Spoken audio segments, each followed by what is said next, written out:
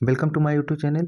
आज हम बिहार बोर्ड 10वीं कक्षा के 2018 के एनुअल एग्जाम में पूछे गए साइंस के 20 ऑब्जेक्टिव क्वेश्चन को डिस्कस करेंगे। तो कल हमने इसका पार्ट 1 देख लिया था, जिसमें हमने 1 से 20 तक के क्वेश्चन को डिस्कस किया था। आज हम 2018 के एनुअल के प्रथम पाली के पार्ट 2 देखते हैं, जिसमें हम लोग 21 से 40 तक के क्वेश्चन को डिस्कस करेंगे। तो आइए हम लोग पहला प्रश्न देखते हैं। पहला प्रश्न हमारा कह रहा है, प्रोपेनोन में उपस्थित प्राकार्यात्मक समूह यानी फंक्शनल ग्रुप कौन होता है। तो प्रोपेनोन होता है जो कीटोन का होता है। तो कीटोन में कौन होता है हमारा? ओन। ओन किसके लिए? इसमें क्या आ रहा है लास्ट में? ओन। तो ओन किसके लिए होता है? ओन हमारा कीटोन के लिए होता है। किसके लिए होता है?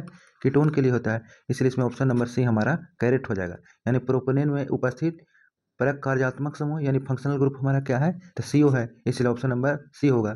देखिए इसमें लिखा हुआ भी है कि प्रोपेनोन में कीटोन परक कार्यात्मक समूह यानी सीओ होता है, इसलिए ऑप्शन नंबर सी हमारा करेक्ट हो जाएगा। आइए अगला प्रश्न देखते हैं। अगला प्रश्न कह रहा है कि एसेटिक अम्ल का आईयूपीएसी नाम क्या होता है। तो एसेटिक अम्ल का जो फॉर्मूला होता है हमारा CH3COOH होता है। यह मेथनोइक अम्ल है। इसका फॉर्मूला होता है HCOOH। ये चींटी के डंक यानी चींटी के डंक, बिच्छू के डंक, इस सब में पाया जाता है। देखिए एसेटिक अम्ल का यूपीएससी नेम होता है एथनोइक अम्ल, इसलिए ऑप्शन नंबर ए हमारा सही हो जाएगा। देखिए अगला प्रश्न है हमारा कि वैद्युत अपघटनी के परिष्करण यानी इलेक्ट्रोलिसिस रिफाइनिंग में अशुद्ध धातु को क्या बनाया जाता है। तो देखिए इसको हम फिगर के माध्यम से समझने का प्रयास करते हैं। जैसे देखिए यहाँ पे फिगर है, इलेक्ट्रोलिसिस दिखाया गया है यानी वैद्युत अपघटनी दिखाया गया है, जिसमें क्या है, कॉपर सल्फेट का इसमें विलयन है। इसमें 2 इलेक्ट्रोड है। तो कॉपर का यदि इसको हम प्लस से जोड़ेंगे, बैटरी के प्लस से जोड़ेंगे तो इसको क्या बोलेंगे? एनोड बोलेंगे। यदि इसको बैटरी के ऋणात्मक सिरा से जोड़ेंगे तो इसको हम लोग क्या बोलेंगे? कैथोड बोलेंगे। कैथोड। जैसे यहाँ पे देखिए एनोड इसको लिखा गया है, इसको क्या लिखा गया है? कैथोड लिखा गया है। अब देखिए जिसको क्या करना है, तो यहाँ पे लिखा हुआ इम्प्योर कॉपर यानी अशुद्ध धातु। अशुद्ध धातु यानी अशुद्ध कॉपर है, तो अशुद्ध कॉपर को हम लोग क्या बनाए? एनोड बनाए। और यही पूछता है शुद्ध धातु, तो शुद्ध धातु को हम लोग क्या बनाएंगे? तो शुद्ध धातु को हम लोग कैथोड बनाएंगे। देखिए क्वेश्चन में पूछ रहा है कि इलेक्ट्रोलिसिस रिफाइनिंग में अशुद्ध धातु को क्या बनाते हैं।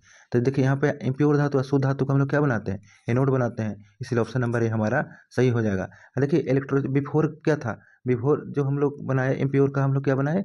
एनोड बनाए। तो धीरे धीरे क्या होगा, मैंने इससे होगा कि ये कॉपर क्या होगा, मैंने निकलते जाएगा और धीरे धीरे क्या होगा, ये हमारा कैथोड पर आकर जुड़ते जाएगा। तो एनोड हमारा क्या होगा? पतला हो जाएगा, और फिर कैथोड हमारा क्या होगा? मोटा हो जाएगा। जैसे यहाँ पर फिगर में दिखा रहा है कि इलेक्ट्रोलिसिस आफ्टर इलेक्ट्रोलिसिस क्या होगा कि इसमें क्या होगा, यानी एनोड पतला हो जाएगा और कैथोड हमारा क्या होगा? मोटा हो जाएगा। और कुछ इसमें होगा जो कीचड़ की तरह, यानी एनोड मर्ड, यानी तो वो हमारे नीचे तलहटी में बैठ जाएगा।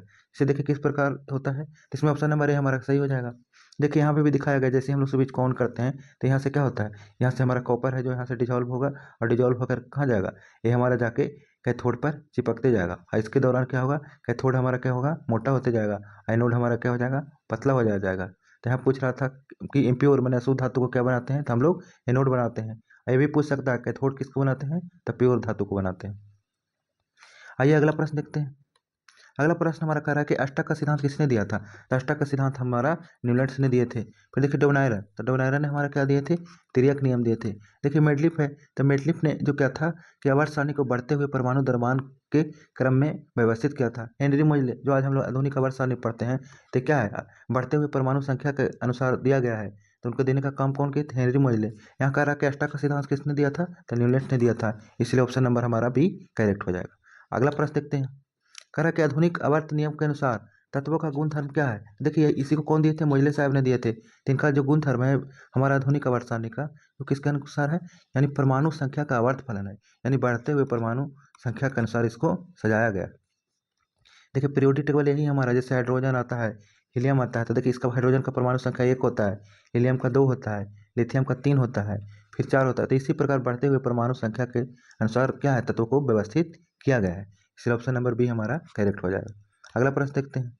कह रहा है कि निम्नलिखित में से कौन सा आयन लाल लिटमस को क्या करता है, लाल लिटमस विलयन को नीला करता है। तो कह रहा है लाल को नीला, क्या कर रहा है? लाल को नीला। तो इसका ट्रिक पढ़े थे छलनी, क्या पढ़े थे? छलनी। तो इसी में ना जो क्षार है जो लाल को क्या करता है? नीला करता है, तो क्षार होगा। तो क्षार के पास क्या होता है? OH आयन होता है, इसलिए ऑप्शन नंबर बी हमारा करेक्ट हो जाएगा। अगला प्रश्न देखते हैं। कह रहा है कि पादप में जाइलम उत्तरदायी होता है। तो देखिए पादप में एक होता है जाइलम, एक हमारा होता है फ्लोएम। क्या होता है? फ्लोएम होता है। तो देखिए जाइलम है जो जल का वहन करेगा, और फ्लोएम है हमारा क्या करेगा? भोजन भोजन का ये पाचन करेगा। तो देखिए यहाँ पे देख लेते हैं। जैसे देखिए यहाँ पे है कि फोटोसिंथेसिस हो रहा है, माने प्रकाश संश्लेषण है, तो प्रकाश संश्लेषण के दौरान हमारा क्या बनता है? C6 H12O6 यानी कार्बोहाइड्रेट बनता है। तो इसका स्टोर करने का काम कौन करेगा? तो इसका स्टोर करने का काम हमारा फ्लोएम करेगा। अब देखिए, अब मिनरल हो यानी खनिज लवण हो, ये पेड़ पौधा को क्या है, जल भी चाहिए, कुछ खनिज लवण भी चाहिए। तो इसको क्या है, मैंने जमीन से मैंने पौधे के विभिन्न हिस्से तक पहुंचाने का काम कौन करेगा? जाइलम करेगा। तो यहाँ पूछ रहा था कि जाइलम उत्तरदायी है, तो जल के वहन के लिए यानी जल के परिवहन के लिए ऑप्शन, इसलिए ऑप्शन नंबर ए हमारा करेक्ट हो जाएगा। अगला प्रश्न देखते हैं। कह रहा है कि निम्नलिखित में से किससे कोशिका का ऊर्जा मुद्रा के रूप में जाना जाता है? तो जो हमारा कोशिका है जो ऊर्जा बना के देता है, किसके फॉर्म में देता है? एटीपी। किसके फॉर्म में? एटीपी यानी एडोनेसिन ट्राई फॉस्फेट के रूप में दिया जाता है। ये ऊर्जा बनाने का काम शरीर मैंने कोशिका के कौन सा भाग करता है? तो माइटोकॉन्ड्रिया करता है हमारा। माइटोकॉन्ड्रिया ही जो क्या है, हमें एटीपी के रूप में क्या है, ऊर्जा बना कर देता है। तो यहाँ पे ऑप्शन नंबर बी हमारा करेक्ट हो जाएगा। अगला प्रश्न देखते हैं। कह रहा है कि पत्तियों में गैसों का आदान प्रदान कहाँ से होता है? तो पीछे भी हम लोग पढ़ चुके थे कि पत्ती में क्या पाया जाता है? रंध्र पाया जाता है। उसी रंध्र पर क्या होता है? स्टोमाटा होता है। उसी के खुलने एवं बंद होने से क्या होता है? उसी से हमारा यदि खुलेगा तो मैंने जल वापस मैंने जल है जो बाहर निकलेगा, फिर ऑक्सीजन भी बाहर निकलेगा, और उसी के माध्यम से CO2 क्या होगा? पौधे में प्रवेश करेगा। जैसे देखिए यहाँ पे फिगर में दिखाया गया है, क्या है? पत्ती है। पत्ती में क्या पाया जाता है? स्टोमाटा पाया जाता है। तो देखिए यहाँ पे एक स्टोमाटा है जो क्लोज है, तो इसमें जल क्या होगा? भरेगा, यानी H2O यदि इसमें प्रवेश करेगा तो इसका द्वार क्या हो जाएंगे? खुल जाएंगे। क्या कर जाएंगे? खुल जाएंगे। और जैसे द्वार इसका खुलेगा तो इसमें क्या होगा? CO2 इसमें प्रवेश करेगा। और जैसे देखिए इसका मन जल का क्या होगा? H2O इससे बाहर निकलेगा, तो जो क्या स्टोमाटा का जो द्वार है ये हमारा क्या होगा? क्लोज हो जाएगा, है कि नहीं? और फिर देखिए यदि इसी के खुलने से यदि खुलेगा तो H2O भी क्या होगा? यानी जल भी है तो इसको बाष्पोत्सर्जन बोलेंगे। जल बाहर निकलेगा तो इसको बाष्पोत्सर्जन बोलेंगे। और देखिए प्रकाश संश्लेषण के दौरान O2 भी निकलता है। तो देखिए यहाँ पे क्लोज स्टोमाटा दिखाया गया है, यहाँ पे ओपन स्टोमाटा दिखाया गया है। तो याद रखें ओपन होता है तो जब जब जल इसमें क्या करेगा? प्रवेश करेगा, तो स्टोमाटा का जो ये गाढ़ द्वार है तो इस क्या हो जाएगा? फूल जाएगा। फूलने से इसका छिद्र क्या होता है? खुल जाएगा, और जल इससे बाहर निकलेगा तो ये हमारा स्टोमेटा बंद हो जाएगा। तो इस प्रकार स्टोमेटा हमारा किसी पत्ती में खुलना एवं बंद होता है। देखिए पत्तों में गैस का आदान प्रदान कैसे हो रहा है? जैसे देखिए आदान प्रदान, तो देखिए CO2 आ रहा है तो इसको आदान बोलेंगे। और जैसे क्या है प्रदान, माने कि दे क्या रहा है? O2। तो आदान प्रदान किसके माध्यम से? यही स्टोमाटा, तो इसी को रंध्र या छिद्र बोलते हैं, इसलिए ऑप्शन नंबर बी हमारा करेक्ट हो जाएगा। आइए अगला प्रश्न देखते हैं।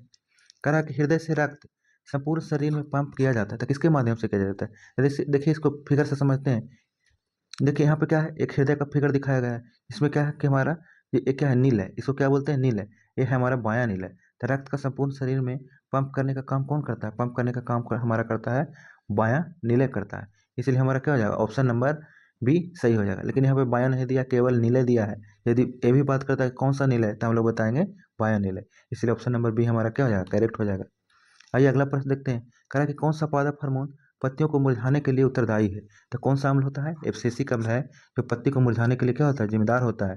पहले भी क्वेश्चन आ चुका है। देखिए एब्सिसिक एसिड ये पादप हार्मोन है जो पत्तियों को मुरझाने के लिए क्या होता है? जिम्मेदार होता है। इसीलिए ऑप्शन नंबर सी हमारा क्या हो जाएगा? करेक्ट हो जाएगा। अगला प्रश्न देखते हैं। कह रहा है कि जड़ का अधोगामी वृद्धि यानी डाउनवर्ड ग्रोथ, यानी जड़ का क्या होगा? जमीन की ओर वृद्धि को क्या बोलते हैं? तो उसको हम लोग गुरुत्वानुवर्तन बोलते हैं। इसी को हम लोग जियोट्रोपिज्म भी बोलते हैं। अब देखिए इसमें प्रकाशनावर्तन यानी फोटोट्रोपिज्म है, फिर हाइड्रोट्रोपिज्म है यानी जलानुवर्तन, फिर है केमियोट्रोपिज्म है, रसायनो अनुवर्तन। तो देखिए सभी को हम लोग जानते हैं कि कौन क्या होता है। देखिए पहला है हमारा प्रकाशनावर्तन यानी फोटोट्रोपिज्म। तो इसमें क्या होता है कि पौधा है, जैसे देखिए प्रकाश क्या है? ऊपर से आ रहा है, तो पौधा का जो ग्रोथ होगा जो हमारा क्या होगा? प्रकाश की ओर होगा। जैसे देखिए इसमें प्रकाश है जो क्या है, यानी साइड से आ रहा है, तो इसमें देखिए पौधा है जो बेंड कर गया, यानी सूरज के लाइट की ओर क्या कर गया? मुड़ गया है। तो इसमें पौधा का जो है अंग का प्रकाश की ओर गति होगा, उसी को हम लोग क्या बोलते हैं? प्रकाशानुवर्तन बोलते हैं। अब हम लोग आगे समझते हैं। देखिए यहाँ पे गुरुत्वानुवर्तन है, तो इसमें पौधे का अंग है जो गुरुत्व की गति की ओर, तो गुरुत्व क्या होगा?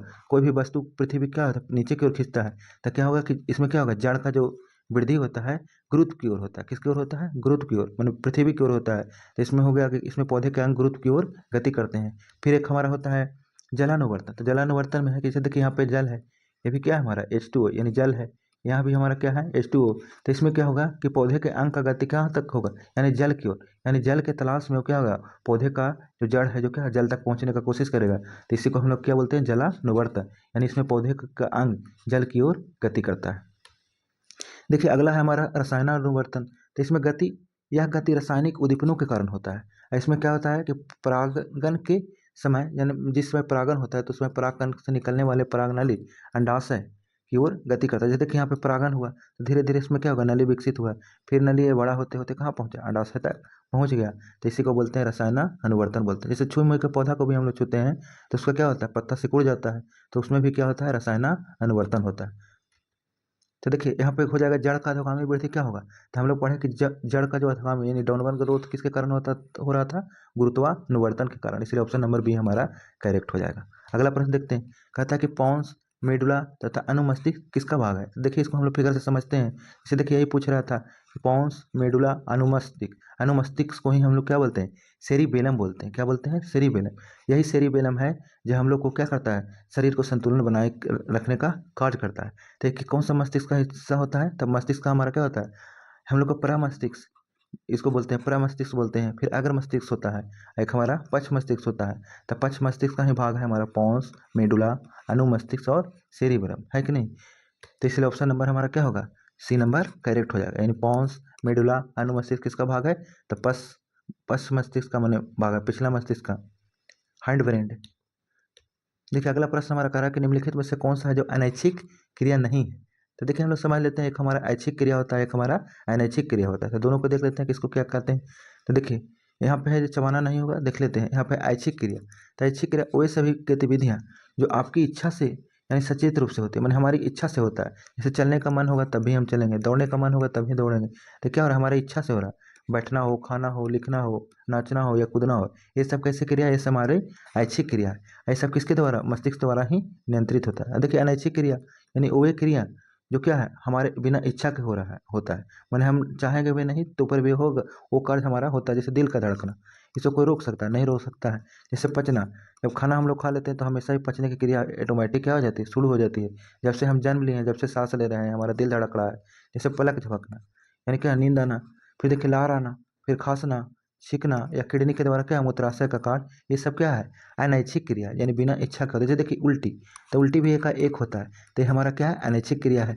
देखिए लार आना, तो लार भी ऑटोमेटिक आता है, तो ये भी हमारा क्या है, अनैच्छिक क्रिया। हृदय का धड़कना, ये भी क्या है, अनैच्छिक क्रिया। लेकिन चबाना है जो अनैच्छिक क्रिया नहीं है। जब हम चाहेंगे तभी क्या होगा, हम मुंह चलाएंगे यानी चबाएंगे, तो इसलिए अनैच्छिक क्रिया कौन नहीं है, तो बी नंबर नहीं है, इसलिए ऑप्शन नंबर बी हमारा करेक्ट हो जाएगा। अगला प्रश्न देखते हैं, कह रहा है कि अलैंगिक जनन मुकुलन द्वारा होता है। देखिए मुकुलन, एक क्वेश्चन बार बार रिपीट कर रहा है, मुकुलन द्वारा अलैंगिक जनन किस में होता है। एक हमारा ईस्ट में बताए थे, एक हम किस में बताए थे, हाइड्रा में बताए थे, तो इसलिए में ऑप्शन नंबर बी हो जाएगा हमारा। देखिए यहाँ पे है कि हाइड्रा तथा ईस्ट में अलैंगिक जनन, अलैंगिक प्रजनन मुकुलन यानी बर्डिंग द्वारा होता है। देखिए यहाँ पे हाइड्रा दिखाया गया है, यानी पहले एक हाइड्रा था, फिर इसमें किस तरह क्या निकला, मुकुल निकला, मुकुल निकलते इसमें स्पर्शक निकले, और फिर स्पर्शक ये जनक कोशिका से क्या होगा, अलग हो गया। फिर देखिए ये हमारा ईस्ट है, तो ईस्ट में पहले एक सेल था, फिर क्या हुआ, इसका केंद्रक डिवाइड हुआ, फिर हमारा साइटोप्लाज्म यानी कोशिका द्रव डिवाइड हुआ, इस प्रकार क्या है, ईस्ट का लरी बन गया। तो मैंने ईस्ट हो और यह हाइड्रा हो, इसमें क्या होगा, अलैंगिक जनन मुकुलन द्वारा होता है, इसलिए ऑप्शन नंबर बी हमारा करेक्ट हो जाएगा। अगला प्रश्न देखते हैं, कह रहा है कि शुक्राणु का निर्माण होता है। तो देखिए यहाँ पे पूछ रहा है शुक्राणु, तो शुक्राणु का निर्माण कहाँ होता है, वृषण में होता है। और यही पूछ देता है अंडाणु, तो अंडाणु का निर्माण कहाँ होता है, अंडाशय में। इसमें किसका निर्माण होगा, अंडाणु का निर्माण होगा। वृषण में किसका निर्माण होगा, शुक्राणु का निर्माण होगा। देखिए यहाँ पे शुक्राणु, इसी को क्या बोलते हैं इंग्लिश में, स्पर्म बोलते हैं। इसका निर्माण कहाँ होता है, टेस्टिस यानी वृषण में होता है। तथा अंडाणु का निर्माण, इसका अंडाणु को ओवेन बोलते हैं, इसका निर्माण कहाँ होता है, ओवरीज में यानी अंडाशय में होता है। इसलिए ऑप्शन नंबर ए हमारा सही हो जाएगा, यानी वृषण में किसका निर्माण होता है, शुक्राणु का निर्माण होता है। अगला प्रश्न देखते हैं, पुष्प का कौन सा भाग फल में बनता है। देखिए पुष्प का कौन सा भाग फल में बनता है, तो ये अंडाशय वाला भाग ही है जो हमारा क्या है, फल में बदलता है। देखिए यहाँ लिखा हुआ है फूल का अंडाशय वाला भाग फल बनता है। जैसे देखिए यहाँ क्या है, ये फूल था, अब फूल मैंने क्या है, फूल है कि धीरे धीरे इसका क्या होगा, पंखुड़ी झड़ जाएगा, और पंखुड़ी झड़ के इस प्रकार होगा, यही किस में बदल जाएगा, हमारा फल में बदल जाएगा, और फल के अंदर क्या पाए जाएंगे, हमारा बीज पाए जाएंगे। तब पुष्प का कौन सा भाग फल में बदलता है, तो अंडाशय वाला भाग हमारा फल में बदलता है, इसलिए ऑप्शन नंबर डी हमारा करेक्ट हो जाएगा। अगला प्रश्न देखते हैं कि लिंग गुणसूत्र का पूर्ण जोड़ा पाया जाता है। देखिए महिला में पाया जाता है एक्स एक्स, और फिर क्या है, यानी 23वां जोड़ा जो क्रोमोसोम है हमारा महिला में यानी मेल में, यानी महिला महिला में पाया जाता है एक्स एक्स, और पुरुष पुरुष में पाया जाता है एक्स वाई। तो कह रहा है कि पूर्ण जोड़ा, तो पूर्ण जोड़ा किस में पाया जाता है, एक्स एक्स महिला में, तो यहाँ हो जाएगा स्त्री, इसलिए ऑप्शन नंबर बी सही हो जाएगा। देखिए इसमें तो पूर्ण जोड़ा पाया जा रहा है, पुरुष के पास एक्स है और वाई है, तो मैंने अलग अलग है। जैसे देखिए यहाँ पे लिखा हुआ भी है कि महिला में पूर्ण जोड़ा क्या पाया जाता है, एक्स एक्स। देखिए महिलाओं में लिंग गुणसूत्रों का पूर्ण जोड़ा पाया जाता है, जिसमें दोनों गुणसूत्र क्या होते हैं, समान होते हैं, यानी एक्स एक्स होते हैं। लेकिन पुरुष में यहाँ पे लिखा है कि पुरुष में पाया अधूरा जोड़ा पाया जाता है, एक में एक्स और वाई पाया जाता है, यानी पुरुष में एक एक्स होता है, एक हमारा वाई होता है, और दोनों में क्या होता है, उसका आकार भी अलग होगा, उसमें जिंक सामग्री भी क्या होंगे, अलग अलग होंगे, इसलिए इसको क्या बोलते हैं हम लोग, अपूर्ण जोड़ा बोलते हैं। इसलिए ऑप्शन नंबर यहाँ क्या होगा, गुणसूत्र का पूर्ण जोड़ा किसमें पाया जाता है, स्त्री में यानी फीमेल में, इसलिए ऑप्शन नंबर बी हमारा करेक्ट हो जाएगा। अगला प्रश्न देखते हैं, कह रहा है कि मानव शरीर के किसी कोशिका में गुणसूत्रों के कितने युग्म, युग्म ने पूछ रहा है जोड़ा, क्या पूछ रहा है, जोड़ा। तो देखिए ऐसे तो गुणसूत्र हमारा कितना पाया जाता है, 46, संख्या में 46, लेकिन जोड़ा में कितना, तो जोड़ा में इसको 2 करेंगे तो क्या हो जाएगा हमारा 23, तो इसलिए ऑप्शन नंबर क्या होगा, 23 जोड़ा पाया जाएगा, ये ऑप्शन नंबर सी हमारा करेक्ट हो जाएगा। देखिए यहाँ पे लिखा हुआ है कि मानव शरीर के किसी समान कोशिका में गुणसूत्रों के कितने जोड़ा पाए जाते हैं, 23 जोड़ा पाए जाते हैं, जो कुल कितने गुणसूत्र से मिलकर बने होते हैं, जो टोटल हमारा 46 गुणसूत्र से बने होते हैं, जिसमें 22 जोड़े क्या होते हैं, ऑटोसोम। ऑटोसोम कहने का मतलब हुआ कि सब कुछ सेम होगा, एक सेक्स ही होगा, और जो पुरुष और महिला में दोनों में क्या होता है, समान होता है। लेकिन 23वां जोड़ा होता है जिसको हम लोग क्या बोलते हैं, लिंग गुणसूत्र, इसी को बोलते हैं सेक्स क्रोमोसोम बोलते हैं हम लोग। तो ये हो जाएगा क्या होगा, महिला में होगा हमारा एक्स एक्स, यानी मेल में एक्स एक्स होगा, और नहीं मेल में हमारा एक्स और वाई होगा, और फीमेल में हमारा एक्स और एक्स होगा, यानी क्या होगा, पुरुष में एक्स वाई और महिला में हमारा एक्स एक्स होगा। तो इसलिए कि मानव में, तो इसलिए ऑप्शन नंबर हमारा सी करेक्ट हो जाएगा।